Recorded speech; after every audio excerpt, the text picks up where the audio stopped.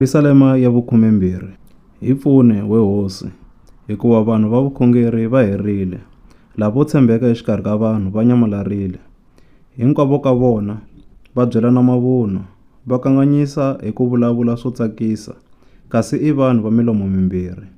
We hosi, va tseme milomo vakanganyisi lava hinkwavo, vona lava tikukumuxaka ngopfu.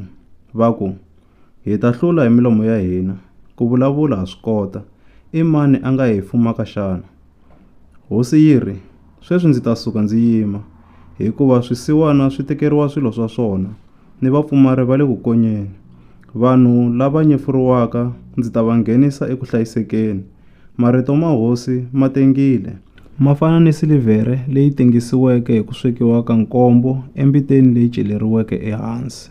We hosi, hi sirhelele, hi lwele minkarhi hinkwayo eka vanhu va manguva lawa, hikuva lavo homboloko va rhendzeleka hinkwako.